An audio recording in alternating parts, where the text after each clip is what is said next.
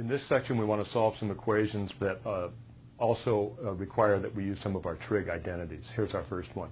I want to solve this equation for theta for all values of theta between 0 and 360. And I have 4 sine theta minus 2 cosecant theta equals 0.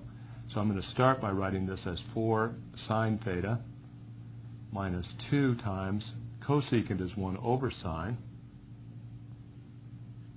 equals 0.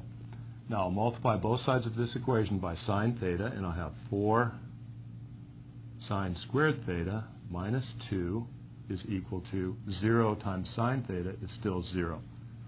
I'll add 2 to both sides and divide both sides by 4, and I'll have sine squared theta is equal to 2 divided by 4, which is 1/2. Take both the positive and negative square root of both sides, and I'll have sine theta is equal to plus or minus square root of 1 is 1, square root of 2 is that.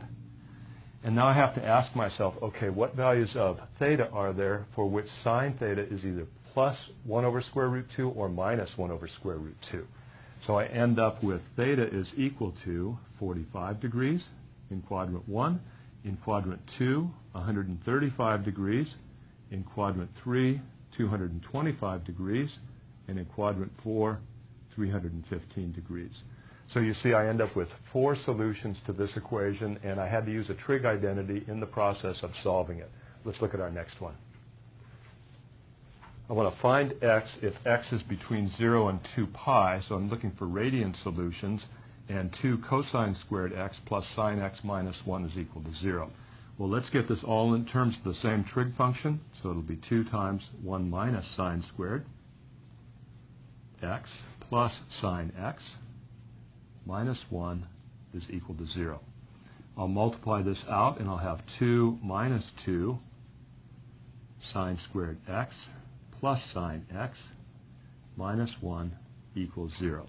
Okay, I have a quadratic equation in sine x, and so I want to put it in standard form, so I'm going to have 2 sine squared for my first term. I'll have a linear term or a middle term of sine x, and then I want to add 2 and negative 1, and that will give me positive, well, let's see. Let's write this out. Negative 2 sine squared x plus sine x, positive 2 plus negative 1 is going to be 1 equals 0. Now let's see, let's multiply both sides by negative 1, so I'll have my first term positive. So negative 1 times both sides will give me 2 sine squared x minus sine x minus 1. 0 times negative 1 is still 0. So you can see I have a quadratic equation here in sine x. I'll see if I can factor it. And I end up with 2 sine x here, sine x over here, 1 and 1 for my 2 last terms to multiply and give me 1. 2 sine x times sine x is 2 sine squared. Inside I have 1 sine x and another 2 sine x. I want those to add up to minus 1 sine x, so I'll make that negative and that positive. Now I set this factor equal to 0, and I end up with sine x is equal to negative 1/2. I set this factor equal to 0, and I end up with sine x is equal to 1.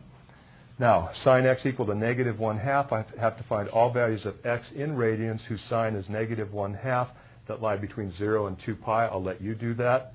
Over here, sine x is equal to 1, so I want all values of x between 0 and 2 pi whose sine is 1. X is going to come out to be pi over 2. I'll leave that last step for you. Once we get it down to this point, it's pretty simple from there on. Let's look at our next equation.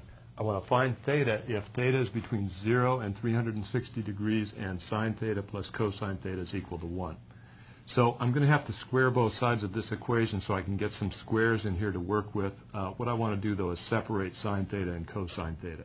So I'm going to write this as sine theta is equal to 1 minus cosine theta. Now I'll square both sides, and it's okay to do that when you solve an equation. You just have to be sure that you check all your solutions back in the original equation before you squared both sides to make sure that you get rid of any extraneous solutions. So here I have sine squared theta is equal to 1 minus 2 cosine theta, there's our middle term again, plus cosine squared theta. Okay, now let's see. Let me put everything here is in terms of cosine on the right side. I'm going to write the left side as 1 minus cosine squared theta equal 1 minus 2 cosine theta plus cosine squared theta. Now let's move everything over to the right side. I'll add negative 1 to both sides, so I'll end up with 0 right here. I'll add cosine squared to both sides, so I end up with negative 2 cosine theta plus 2 cosine squared theta. Now from here, what I'll do is factor out a 2 cosine squared. So 2 cosine squared theta, whoops, I'm just going to take out a 2 cosine theta from each term. So 2 cosine theta times what's left on this term is negative 1, and what's left in this term is cosine theta. When I set this factor equal to 0, I get cosine theta equals 0. When I set this factor equal to 0, I get cosine theta is equal to 1. Now I won't go any farther than that with this problem. Each of these will lead to some solutions. Those solutions I'll take and check back in my original equation to make sure none of them are extraneous. So the point of this problem is that sometimes you need to square both sides of the equation so you can introduce some squares of sines and cosines and be able to use your Pythagorean identity or other identities. When you do that in this section, I would separate the trig functions on both sides of on either side of the equation before you square both sides and make your work a little bit easier. After we do the next section of the text, you'll see that that's not really necessary. But in this section, you should separate your trig functions first.